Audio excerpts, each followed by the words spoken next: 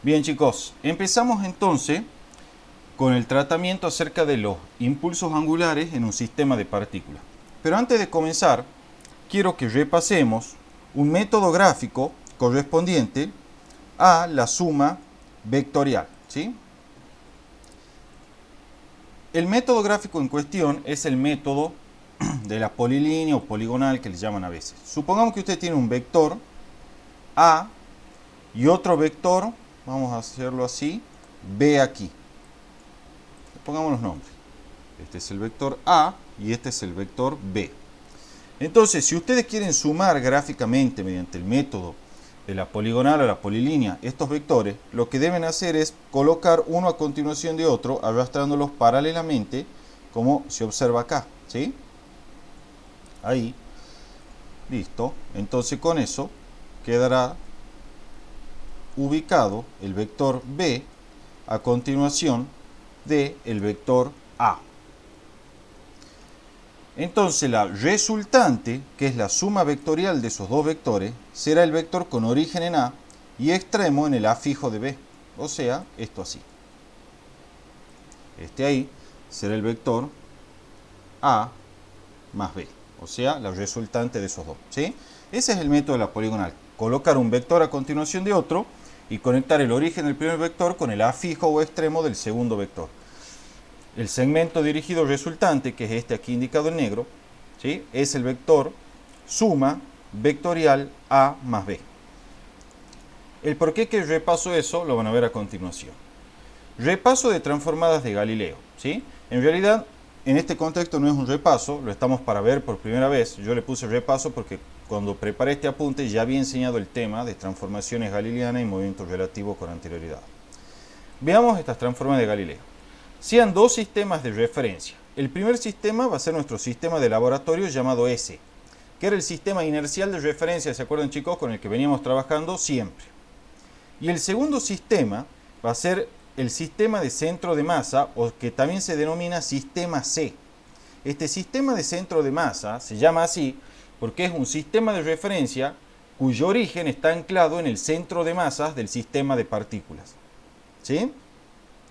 Como les decía, el sistema de laboratorio es inercial y el sistema de centro de masa es un sistema de referencia anclado en el centro de masa y para el cual los ejes cartesianos los vamos a considerar siempre paralelos a los ejes del sistema laboratorio.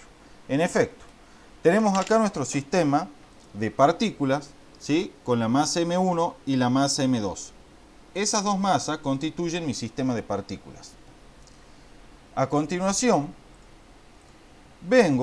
vamos a cambiar el color para que quede mejor remarcado esto, y considero mi sistema de laboratorio que tiene origen en O y tiene asociado este sistema de ejes cartesiano en celeste que estoy marcando aquí. Este sistema de laboratorio es un sistema de referencia con comportamiento inercial, o sea que verifica las leyes del movimiento de Newton. Por otro lado, fíjense, en este punto, que es donde se encuentra el centro de masas del sistema de dos partículas, vamos a fijar un sistema S', que es justamente el sistema de referencia del centro de masa, o simplemente sistema C, que se llama, ¿sí?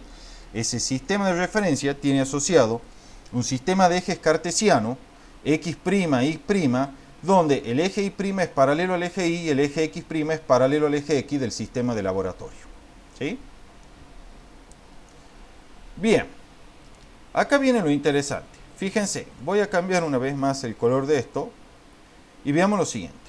Respecto del sistema de laboratorio, la posición del centro de masa viene indicada por este vector que estoy dibujando acá en naranja, que es el vector R centro de masa, ¿sí? Hasta acá nada novedoso. La posición de la masa 1 respecto al sistema de laboratorio viene denotada por este vector de posición R1 que estoy remarcando ahí. Y la posición de la masa M2 respecto del sistema de laboratorio viene dado por ese vector de posición R2 con origen en el sistema de laboratorio y extremo en la posición de la partícula en ese instante. Nada nuevo hasta acá, como les decía. Por otro lado, chicos, ¿sí?, por otro lado, nosotros vamos a tener que, respecto del sistema de centro de masa o sistema C, la partícula 1 tiene una posición dada por el vector R'1 que indica la posición de esa partícula respecto del centro de masa. De manera análoga, la masa M2 tiene una posición R'2 respecto del sistema de centro de masa. Fíjense que acá queda de forma bastante explícita indicado y mostrado el hecho que los vectores de posición, o sea, la posición de una partícula, depende del sistema de referencia, ¿sí? Para una misma partícula en un mismo instante, dos sistemas de referencia tienen vectores de posición diferentes para esa misma partícula en ese mismo instante, ¿sí? Bien, ¿qué es lo interesante de acá? Fíjense, yo recién le expliqué el método de la poligonal. Le dije, se ponen los vectores uno a continuación de otro, ¿sí? Y el vector que nace en el origen del primer vector y termina en el extremo del segundo vector, o en el afijo del segundo vector, entonces era el vector resultante. Bien, siguiendo con ese razonamiento, fíjense, este es el vector R centro de masa. A continuación está ubicado el vector R'1. Entonces, de acuerdo al método de la poligonal, o de la polilínea, R1 es la suma vectorial de esos dos vectores. Es decir, del gráfico vemos que el vector posición R1 es igual a R centro de masa más R'1. ¿Sí? Estamos viendo que la posición de la partícula 1 respecto al sistema de laboratorio es igual a la posición del centro de masa respecto al laboratorio más la posición de la partícula 1 respecto al sistema primado, que es el sistema de centro de masa. De manera totalmente análoga, el vector de posición R2, que estoy marcando aquí, ¿sí? Es la suma vectorial del vector R centro de masa con el vector R'2. Entonces también se verifica que para el vector de posición de la partícula 2 respecto del laboratorio, su posición viene dada como la suma de la posición del centro de masa respecto al laboratorio más la posición de la partícula 2 respecto del sistema de centro de masa. Esto que está aquí, chicos, son las transformadas de Galileo, transformadas galileanas de posición entre dos sistemas de referencias dados. ¿Entienden hasta acá? Sí. Bien. Acá está el desglose de cada una de las cuestiones. Todo lo que no tenga la prima, o sea, el apóstrofe S, ¿sí? Son vectores de posición respecto del laboratorio. Por ejemplo, R1 es vector de posición de M1 respecto al laboratorio, R2 es la posición de la masa M2 respecto al laboratorio. Todo lo que tenga prima, o sea, que tenga el apóstrofe, son magnitudes medidas respecto del centro de masa. Entonces, R'1 es la posición de M1 respecto al centro de masa, R'2 es la posición de M2 respecto al centro de masa. R centro de masa no tiene la prima, entonces el vector de posición del centro de masa respecto del laboratorio, ¿sí? Como les digo, para identificar estas magnitudes y saber si es respecto al laboratorio o del sistema de centro de masa, basta con ver si tienen la prima arriba. Si tienen la apóstrofe, quiere decir que es una magnitud, no importa cuál sea, posición, velocidad, aceleración, medida respecto del centro de masa. Si en cambio no tiene ese apóstrofe, es entonces una posición, velocidad, aceleración, momento lineal, etcétera, medido respecto del laboratorio. Esa es la notación, ¿sí? Las transformadas de Galileo, chicos, entonces van a ser las siguientes. Para la masa M1, su posición, en términos de la posición dadas por los dos sistemas y la del centro de masa, viene dada por esa ecuación como ya vimos. Para la masa M2, también totalmente análogo, también lo vimos hace un rato. Esas transformadas de Galileo también se pueden obtener para velocidades. ¿Cómo se hace? Yo lo explico para una nomás y ya deducimos a partir de esto para todas las demás. Ustedes saben que la posición de la partícula 1 respecto del laboratorio es igual a la posición del centro de masa más la posición de la partícula 1 respecto del centro de masa. Si yo derivo miembro a miembro esta ecuación respecto del tiempo, voy a obtener que la derivada de R1 respecto del tiempo es por definición que la velocidad de la partícula 1 respecto del laboratorio. Y por propiedad de linealidad de la derivada, esto es, la derivada de R centro de masa respecto al tiempo es la velocidad del centro de masa respecto al laboratorio, más la derivada de R'1 respecto al tiempo es la velocidad primada, es decir, respecto del sistema de centro de masa de la partícula 1. Esto que está aquí es la transformada galileana de velocidad para la partícula 1. Desde luego la partícula 2 tiene una expresión totalmente análoga, ¿sí? Que es de la siguiente forma. ¿Estamos de acuerdo, chicos? Esto muestra algo fundamental, y es que efectivamente, tal y como discutíamos al principio de las clases de Física 1, el movimiento es totalmente relativo, ¿sí? El movimiento siempre tiene que estar referido a algún sistema de referencia, porque la velocidad medida para una partícula por un sistema de laboratorio es totalmente diferente, en general, a la velocidad medida por el sistema de referencia segundo, que es el del centro de masa. ¿Cómo sé que son diferentes? Bueno, porque difieren en la velocidad del centro de masa. Solo en el caso que la velocidad del centro de masa sea nula, esto es que el sistema de laboratorio esté en reposo relativo respecto al sistema de centro de masa, es que se va a verificar que la velocidad de la partícula 1 es igual a la velocidad de la partícula 1 medida respecto del centro de masa. O sea, esta medida respecto del sistema de laboratorio es igual a la velocidad de la partícula respecto del sistema, de centro de masa o sistema C. Pero solo en el caso particular que estén en reposo relativo los dos sistemas de referencia, el de laboratorio y centro de masa. Pero en general, dos sistemas de referencia diferentes van a medir velocidades diferentes, ¿sí? Para una misma partícula en un mismo instante. En este caso particular, la diferencia de velocidades difiere justamente en la velocidad del centro de masas. También se ve lo siguiente, chicos. Si yo derivo miembro a miembro estas ecuaciones de velocidad respecto del tiempo, como se observa acá, voy a tener la derivada de la velocidad respecto del tiempo en la aceleración.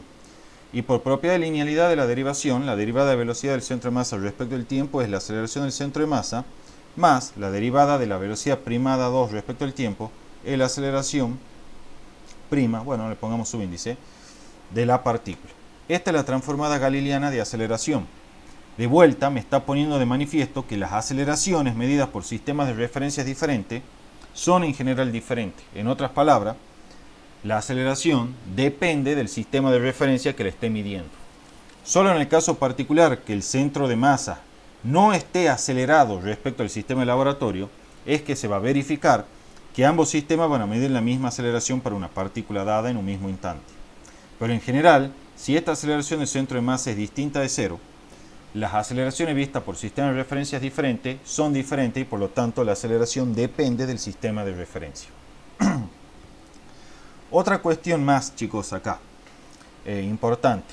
Fíjense que si la aceleración de centro de masa llegase a ser cero, ¿sí? Si esta aceleración de centro de masa llegase a ser cero, vamos a borrarlo ahí. Como les había adelantado, se va a cumplir que la aceleración vista por el sistema de laboratorio es igual a la aceleración vista por el sistema de centro de masa. Si las dos aceleraciones para una partícula dada son iguales para dos sistemas de referencia diferentes, entonces ambos sistemas están midiendo las mismas fuerzas, ¿sí? De acuerdo a la segunda ley de Newton. Por lo tanto, ambos sistemas son sistemas inerciales de referencia que verifican la segunda ley de Newton.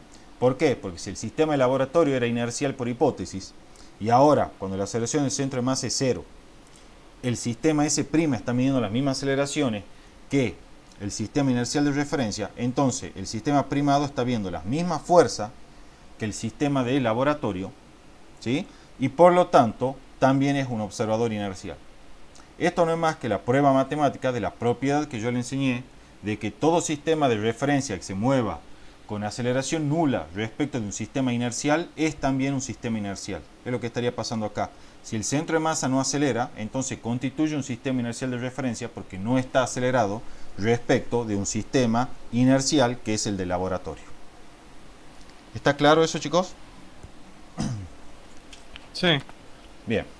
Disculpa, ¿y todas estas ecuaciones valen en cualquier situación? Inclusive si el centro de masa se aproxima a la velocidad de la luz. Cuando se aproxima a la velocidad de la luz ya no vale. No, ahí ya entra a jugar la parte relativista. Ya ahí no valen más. Esto vale solo dentro del marco de la mecánica clásica. Cuando estamos trabajando con velocidades que son mucho menores que las de la luz. ¿Sí? El tema viene acá, justamente. Solo dentro de la mecánica clásica vale que los tiempos medidos por los dos sistemas de referencia son los mismos. ¿Sí? En cambio, si estuviesen acelerados muy grandes velocidades, ya ahí no podríamos decir o asegurar eso. ¿Estamos? Bien, bien, bien. Bueno, acá están el resto de las transformadas galileanas de velocidad y de aceleración que acabamos de describir y ya aprendimos cómo se las obtiene. ¿Sí? Son bastante sencillas. Bueno, acá está también el desglose de cada una de las notaciones. Como les dije, todo lo que no tenga prima, o sea que no tenga el apóstrofe, son velocidades respecto al laboratorio. Y las que tienen la notación con el prima acá, son velocidades respecto al centro de masa. Lo mismo va a ocurrir con las aceleraciones. Las aceleraciones que no tienen el apóstrofe son aceleraciones del laboratorio, medidas respecto al laboratorio. Y las que tienen el apóstrofe son aceleraciones respecto al centro de masa. Por otro lado, V de centro de masa y aceleración del centro de masa son las velocidad y aceleración del centro de masa medidas respecto del laboratorio, porque no tienen el apóstrofe. ¿Sí? Bien, eso es la notación y lo vamos a utilizar ahora para poder empezar por fin a desarrollar los conceptos de impulso angular de un sistema de partículas. Veamos cómo se trabaja. Tenemos, como ya veníamos hablando hace un rato, un sistema de partículas constituido por dos masas, una masa M1 y una masa M sub 2. ¿Sí? Ese sistema de partículas respecto del sistema de laboratorio tiene un centro de masa con una posición R centro de masa que le estoy remarcando aquí. ¿Sí? Ahora bien, en el centro de masas, al igual que lo que hicimos antes, vamos a anclar un segundo sistema de referencia, que es el sistema C, con su correspondiente sistema de ejes cartesianos X' y Y paralelo al sistema de ejes cartesiano correspondiente al sistema de laboratorio.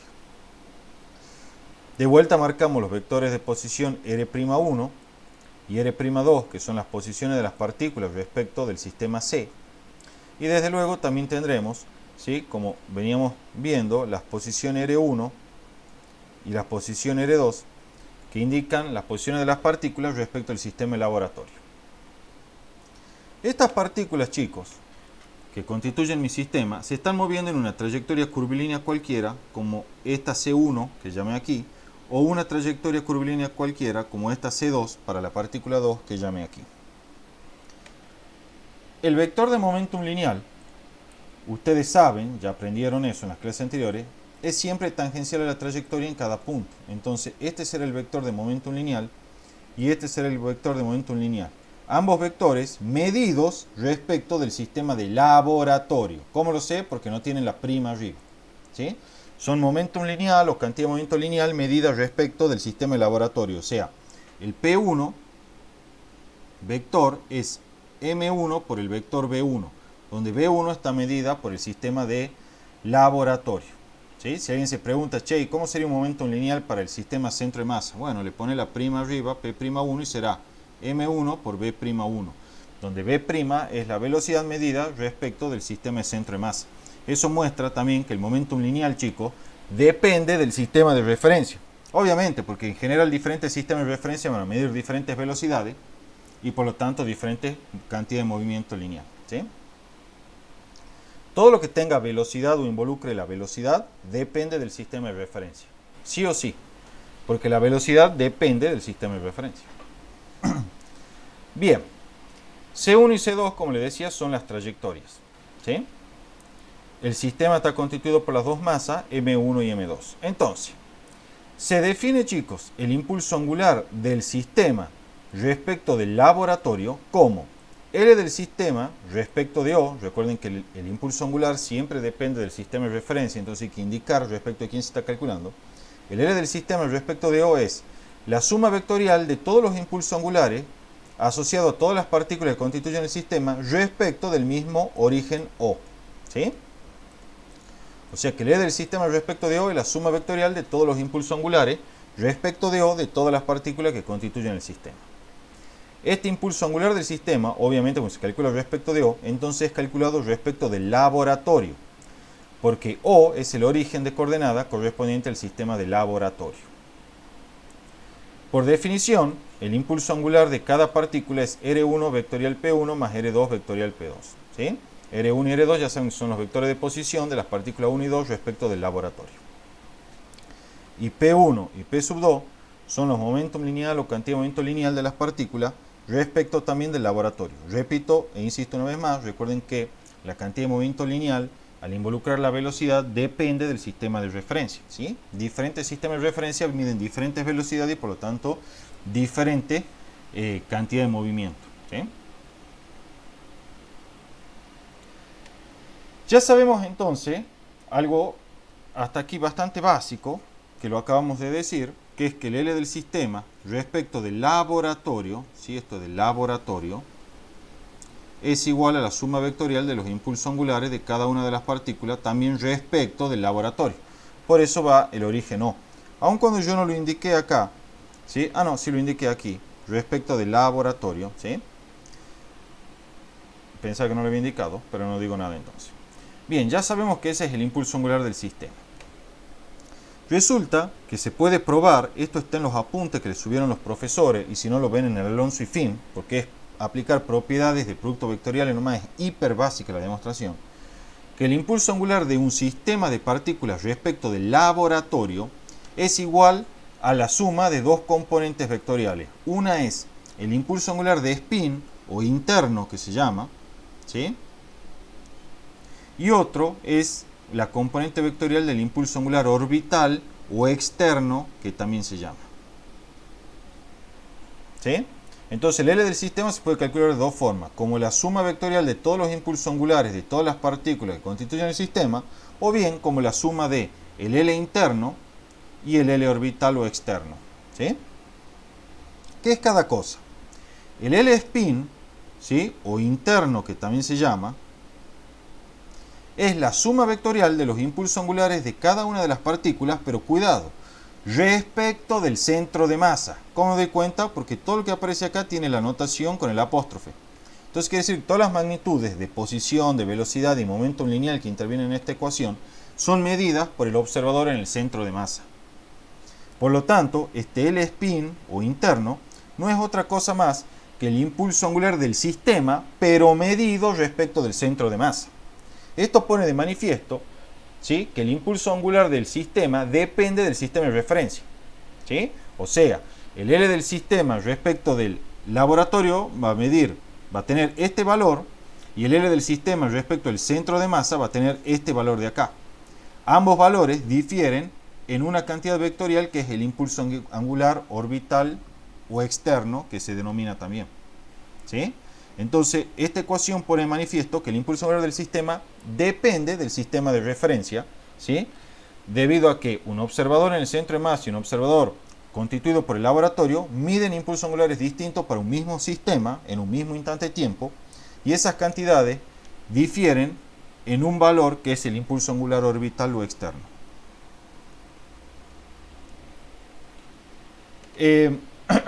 Ahora bien, cuando yo digo de que el impulso angular de un sistema depende del sistema de referencia, me refiero a que depende del punto respecto al cual uno lo calcula, ¿sí?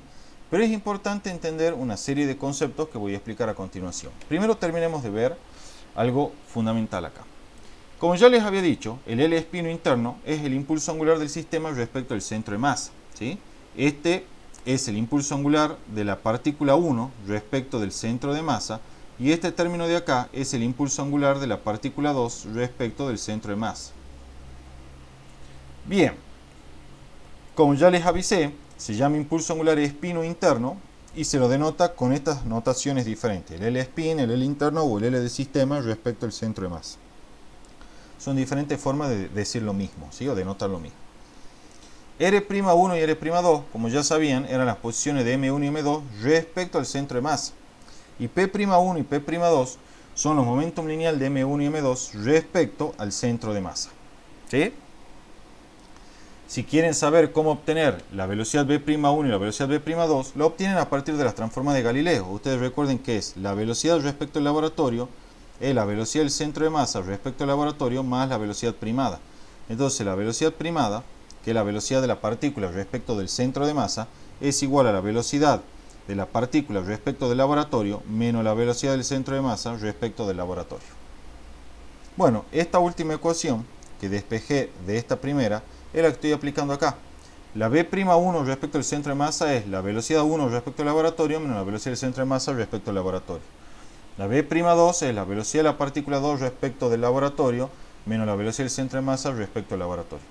De manera análoga, ¿sí?, despejando de la transformada de Galileo de posición, que era R centro de masa más R'1, yo despejo de acá el R'1 y me quedará que la posición de la partícula respecto al centro de masa es la posición de la partícula respecto del laboratorio menos la posición de la partícula respecto, perdón, menos la posición del centro de masa. ¿Sí? Tal y como se ve acá.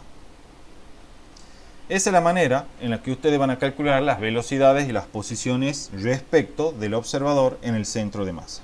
Son las transformadas de Galileo, como bien dice acá, que vimos hace un rato, ¿sí? No es nada nuevo, lo vimos recién. Algo importante que es una propiedad del L-spin. El L-spin es independiente del sistema de referencia del laboratorio. ¿Sí? El L-spin es independiente del sistema de referencia del laboratorio. ¿Qué significa esto? Si yo calculo, acá está, tenía mi dibujito hecho, ¿sí? Y había dibujado este sistema de laboratorio. Bueno, si yo ahora vengo y considero un segundo sistema de laboratorio acá, por ejemplo, con sus respectivos sistemas de ejes cartesianos, bueno, no hay problema. Cuando yo haga el análisis para este sistema de laboratorio y haga todo el mismo análisis que hice hace un rato, voy a encontrar que el impulso angular de spin sigue teniendo el mismo valor que tenía cuando trabajaba con este sistema de laboratorio original.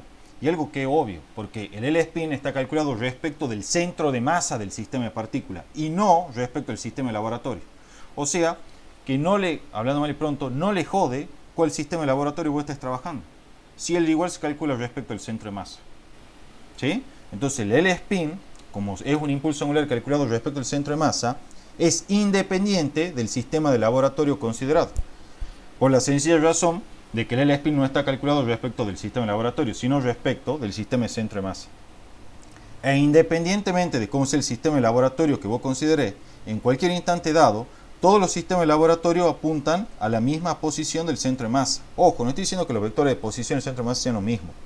Estoy diciendo que todos los vectores apuntan al mismo punto, ¿sí? Al mismo punto o del plano del espacio como posición del centro de masa. Pero los vectores en general van a ser distintos, ¿sí? O sea, el vector R centro de masa, si quieren llamemos segundo, del sistema de laboratorio segundo, en general va a ser distinto del vector de posición del centro de masa del primer laboratorio. Pero sin embargo tiene algo en común, y es que todos esos vectores de posición del centro de masa para los diferentes sistemas de laboratorio están apuntando todos al mismo punto, que es donde está el centro de masa. ¿Sí? Entonces, como todos los sistemas de laboratorio apuntan al mismo punto que es donde está el centro de masa, luego el sistema de centro de masa en cualquier instante para todos los sistemas de laboratorio se encuentra en el mismo punto, anclado en el mismo punto, y por lo tanto el sistema de centro de masa va a medir el mismo impulso angular de spin independientemente del sistema de laboratorio considerado. ¿Está claro, chicos? Sí. Bien. El otro término que aparecía para calcular el L del sistema respecto del laboratorio, insisto una vez más, con algo importante. A mí me gusta repetir esto, por más que suene reiterativo, porque lo suelen preguntar mucho en los finales, entonces quiero que se les grabe. Si bien el L-spin es independiente del sistema de laboratorio, obviamente el L del sistema, chicos, sí depende del sistema de laboratorio. Diferentes sistemas de laboratorio van a medir diferentes impulsos angulares del sistema. Sin embargo, el L-spin en todos los casos, para todos los sistemas de laboratorio, va a tener el mismo valor, porque no depende del sistema de laboratorio, sino solo del centro de masa, o del sistema de centro de masa. Pero entonces, si el L del sistema, fíjense el razonamiento, si el L del sistema sí depende del sistema de referencia considerado, pero el L-spin no depende del sistema de referencia, entonces para que esta igualdad se verifique, no queda otra más que concluir que el L orbital entonces sí debe depender del sistema de referencia. Este sí depende del sistema de referencia del laboratorio. ¿Por qué? Porque si acaso el L orbital también fuese independiente del sistema de referencia del laboratorio, y bueno, entonces esta suma sería independiente del sistema de referencia del laboratorio, y el L del sistema sería independiente del laboratorio, y eso no es cierto. Entonces, si este L-spin es independiente, bueno, para que el L del sistema dependa del laboratorio, como sabemos que ocurre, y bueno, no queda otra. El L orbital o externo debe depender del sistema de referencia del laboratorio. Y ya van a ver que es evidente que sí. ¿Por qué? Porque el L orbital, chicos, se calcula como el R centro de masa vectorial masa por velocidad del centro de masa. O lo que es lo mismo, como ustedes recordarán, la masa por la velocidad del centro de masa, el P del sistema. Entonces esto es R centro de masa, disculpen, Esto es R centro de masa vectorial P del sistema. Obviamente, la posición del centro de masa, así como la velocidad del centro de masa y por lo tanto el P del sistema, ¿sí?, dependen del sistema de laboratorio. ¿Sí? Por ejemplo, yo podría tener el centro de masa acá de un sistema de partículas y un sistema de laboratorio mide este R centro de masa, ¿sí?, y otro sistema de laboratorio podría medir este R centro de masa. ¿Sí? Pongamos R centro de masa segundo. Entonces, en general, el L orbital va a ser diferente dependiendo del sistema de referencia considerado. Y no solo eso, también incluso podría ocurrir que los sistemas de laboratorio estén moviéndose uno respecto de otro. Eso va a implicar que la velocidad del centro de masa va a ser distinta para los diferentes sistemas de referencia. Y por lo tanto, no solo que va a variar el R centro de masa, sino que también estaría variando la velocidad del centro de masa. Por lo tanto, todo eso pone en evidencia que en general el L orbital sí depende del sistema de laboratorio o de referencia. Diferentes sistemas de referencia en general van a medir diferentes L orbitales, tal y como vimos anticipado con el razonamiento anterior. Por otro lado, si ustedes recordarán, el impulso angular de una partícula es R vectorial P. Y fíjense la forma que toma el L orbital, chicos. Lo vamos a borrar acá para que quede más clarito. Es R centro de masa vectorial P del sistema. O sea que el impulso angular orbital denota el impulso angular de una partícula que se mueve junto con el centro de masa y que tiene toda la masa del sistema concentrada en ella. Ven que acá de nuevo, vos Tomás, que me preguntaba ayer, vuelve a aparecer el concepto del gato pulsudo, ¿sí? El L orbital es como el impulso angular de ese gato pulsudo que viene representado por el centro de masa, que es una partícula imaginaria que tiene toda la masa del sistema concentrada en ella, ¿sí? Y que desde luego se mueve con velocidad de centro de masa. Aquí está, anotado. Impulso angular externo. Representa el impulso angular que tendría una partícula de masa igual a la suma de todas las masas del sistema que se mueve junto con el centro de masa respecto del laboratorio. ¿Sí? Repito una vez más, aun cuando no lo haya anotado acá, este sí depende del sistema de referencia del laboratorio considerado. ¿Sí? Sí depende. Creo que tengo también subido ahí un PDF donde yo anoté las propiedades de los L-spin, L orbital y decía, y también de las energías internas, las energías cinética interna, la energía potencial interna, la energía cinética translacional, que lo vamos a ver hoy a la noche. Hice una listita indicando cuáles dependen y cuáles no del sistema de referencia considerado. Bien, el momento de un sistema de partículas, chicos. Ya vimos el impulso angular, ahora veamos el momento. ¿Sí? De vuelta tenemos dos masas, M1 y M2. Este sistema, ¿sí?, está constituido por esas dos masas. La fuerza F1 y F2 son fuerzas exteriores, es decir, ejercidas por partículas ajenas a mi sistema que no están dibujadas. Mientras que las fuerzas de interacción mutua F21 y F12 son fuerzas internas, producto de la interacción entre las mismas partículas que constituyen el sistema.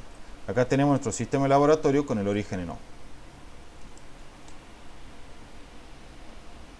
Fíjense, el momento externo neto sobre el sistema de partículas no es más que la suma vectorial de los momentos debido a las fuerzas exteriores que actúan sobre las partículas de mi sistema. O sea, las fuerzas exteriores que actúan son F1, F2. Entonces es lógico que el momento externo neto respecto de O sea la suma vectorial de los momentos producidos por cada una de estas fuerzas externas, que serán R1 vectorial F1, el momento producido por la primera fuerza externa, y R2 vectorial F2 será el momento externo producido por la segunda fuerza externa o exterior. La suma de esos momentos exteriores es justamente el momento exterior neto respecto de O. Este momento exterior respecto de O, desde luego, depende del sistema de laboratorio considerado. Diferentes sistemas de laboratorio en general van a obtener diferentes sumas de momentos exteriores. ¿Sí? ¿Qué es lo importante acá del teorema? Resulta que se verifica siempre, chicos, que la suma vectorial de todos los momentos exteriores respecto del origen O es igual a la derivada del impulso angular del sistema respecto de ese mismo origen O respecto del tiempo. Esta ecuación, que es totalmente análoga a la que vimos para una partícula, me dice que solamente las fuerzas exteriores y que producen un momento neto externo no nulo, o sea, suma de momentos exteriores respecto de distinto al nulo, respecto del laboratorio desde luego, son solo ellas quienes pueden modificar el L del sistema de partículas respecto del laboratorio. ¿Sí? O sea, esta ecuación lo que me está diciendo es que la rapidez a la cual cambia el impulso angular de un sistema de partículas respecto de un origen O es igual a la suma vectorial de los momentos exteriores respecto de ese mismo origen O. ¿Sí? ¿Y cuál es el corolario importante?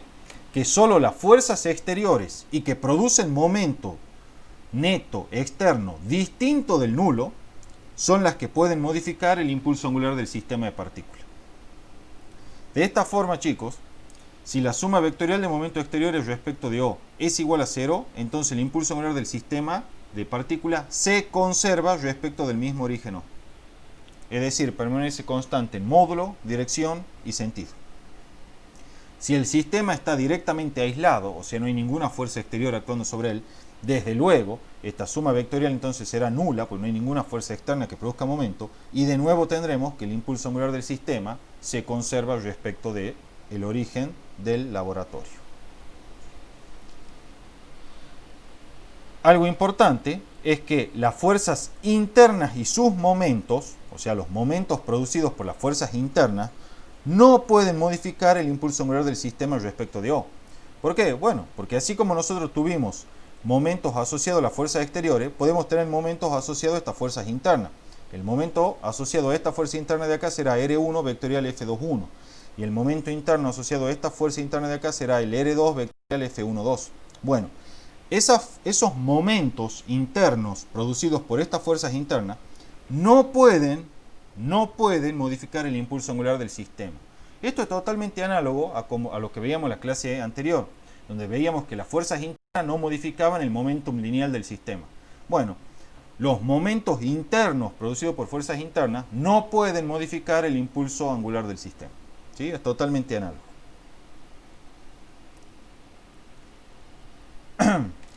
Esto también es importante. Notar que el impulso angular del sistema y la suma de momentos exteriores se calculan ambos respecto del mismo origen O del sistema de laboratorio. Eso es fundamental.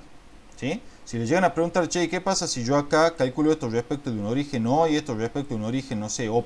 ¿Se cumple esta igualdad? En general no se cumple. ¿Estamos? No se va a cumplir en general. Es fundamental que el origen respecto al cual se calcula la suma de momentos exteriores y respecto al cual se calcula el impulso angular del sistema sea el mismo. Y por favor, grábense de que los momentos internos producidos por fuerzas internas no pueden modificar el impulso angular del sistema. Esto que razonamos hace un rato me lleva a un teorema súper importante, que también es de los teoremas más absolutos que se conocen en la física, porque valen en la mecánica clásica e incluso en la mecánica relativista, que es el principio de conservación del impulso angular. Este principio dice lo siguiente: si sobre un sistema no actúan fuerzas exteriores, o sea, el sistema está aislado, o bien la suma de momentos exteriores es nula, de manera tal que la suma de momentos exteriores es igual al vector nulo, entonces el impulso angular del sistema, que es el L del sistema respecto de O, se conserva, esto es, permanece constante en módulo, dirección y sentido. ¿Sí? Este es el análogo, en términos del impulso angular, del principio de conservación del momentum lineal. ¿Sí? ¿Está claro, chicos? Desde luego que si el sistema, como ya dijimos, está aislado, no van a actuar fuerzas exteriores y por lo tanto la suma de momentos exteriores es cero. Si esa suma de momentos exteriores es cero, de acuerdo a esta ecuación, el impulso angular del sistema permanece invariante en el tiempo. Por eso es que se conservaría también en ese caso el impulso angular del sistema. Veamos las propiedades del momento en un sistema de partículas. ¿Sí? Bueno, acá está de nuevo hecho el dibujito de recién, no lo vuelvo a explicar porque es exactamente lo mismo. ¿Sí? F1 y F2 son las fuerzas exteriores y las fuerzas internas son F12 y F21, pero que en este caso no las dibujé simplemente para no complicarlo más al dibujo. ¿Sí? Bueno, se verifica lo siguiente, chicos. Estas propiedades. La primera, la suma vectorial de momentos exteriores respecto de O es igual a la suma vectorial de momentos exteriores respecto del centro de masas más el R centro de masa vectorial F1 más F2. O sea que a la suma de momentos exteriores respecto de O la podemos calcular de dos formas. Una, como ya dijimos, es R1 vectorial F1 más R2 vectorial F2. Y la otra es la que acabamos de presentar mediante esta propiedad, que indica que la suma de momentos exteriores respecto de O se puede descomponer en dos términos. Una es la suma de momentos exteriores respecto al centro de masa, y otra es, fíjense, este término de acá, que representaría el momento experimentado por una partícula ubicada en el centro de masa y sobre la cual actúan todas las fuerzas exteriores del sistema. ¿Sí? De vuelta aparece el concepto como de ese gato pulsudo que me sirve para estudiar la traslación del sistema en términos del centro de masa únicamente. Aquí está indicado, ¿sí?, la suma de momentos exteriores, como ya saben, lo vimos anteriormente, la suma vectorial de los momentos exteriores producidos por fuerzas externas, respecto del laboratorio desde luego, y la suma de momentos exteriores respecto al centro de masa, como no puede ser de otra forma, será R'1, ¿por qué prima? Porque lo estoy midiendo respecto al centro de masa, vectorial F1, más R'2, porque lo estoy midiendo respecto al centro de masa, vectorial F2. Esta es la suma de momentos exteriores respecto del centro de masa. Además, aquí está aclarado, el R centro de masa vectorial F1 más F2 representa el momento, ¿sí?, sobre una partícula que se mueve junto con el centro de masa y sobre la que actúan todas las fuerzas exteriores del sistema, tal y como les había dicho hace un rato. ¿Sí? Eso también se puede escribir así. Vos tenés el R centro de masa vectorial F1 más F2, y bueno, pero F1 más F2, ¿qué cosa es, chicos? Es la suma vectorial de fuerzas exteriores. Entonces esto es R centro de masa vectorial suma de fuerzas exteriores. Si recuerdan ustedes, la definición de momento es R vectorial F. Por eso es que este término representa el momento que experimentaría una partícula ubicada en la posición del centro de masa sobre la cual actúa una fuerza que es igual a la suma vectorial de todas las fuerzas exteriores. ¿Sí? Una propiedad también muy importante y que es consecuencia de por qué los momentos internos no modifican el impulso angular del sistema es esta propiedad 2, y es que la suma vectorial de todos los momentos internos respecto de O, esto es R1 vectorial F12 más R2 vectorial F21, es igual al vector nulo. O sea que la suma de momentos internos, chicos, siempre que las fuerzas internas verifiquen la tercera ley de Newton, suman un momento neto igual a 0. ¿Sí? O sea que el momento interno neto es igual a 0. Y por lo tanto, ya estamos en condiciones de asegurar lo siguiente. Si nosotros hablamos del momento neto respecto de un sistema de partículas, podríamos hablar entonces de la suma de momentos internos respecto de O más la suma de momentos exteriores, disculpen, corro acá, más la suma de momentos exteriores respecto de O. Pero ya estamos en condiciones de asegurar que este término de acá es siempre igual a 0 en la medida que las fuerzas internas verifiquen la tercera ley de Newton, que nosotros vamos a considerar que siempre es así sin excepción. En otras palabras, lo que estamos viendo, chicos, es que hablar del momento neto de un sistema de partículas respecto de O es totalmente equivalente a hablar directamente de la suma de momentos exteriores respecto de O. O sea que solo las fuerzas exteriores, mejor dicho, solo los momentos producidos por fuerzas exteriores, contribuyen al momento neto del sistema de partículas respecto del laboratorio. La suma de momentos internos, por el contrario, es nula. ¿Sí? Y esta es la razón por la cual solamente los momentos exteriores diferentes del nulo son capaces de modificar el impulso angular del sistema respecto del laboratorio. ¿Alguna duda, chicos? Bueno. No. Ya para terminar la clase de hoy, vemos la tercera y última propiedad. ¿Sí? Esta tercera propiedad me dice, es fundamental, es muy importante esta propiedad, que la suma de momentos exteriores respecto del centro de masa es igual a la derivada del impulso angular de spin respecto del tiempo. El impulso angular de spin es el impulso angular interno, ¿sí?, que se llama también. Esta expresión vale siempre, sin importar si el centro de masa es acelerado o no. Y además me dice algo importante, y es que el impulso angular de spin solamente puede ser modificado por fuerzas exteriores que producen un momento neto no nulo respecto del centro de masa. Las fuerzas internas, por el contrario, no pueden modificar el impulso angular de spin. Esto es algo que lo preguntan en los finales. ¿Sí? Son cosas que no están en los libros, pero las preguntan en los finales. ¿Sí?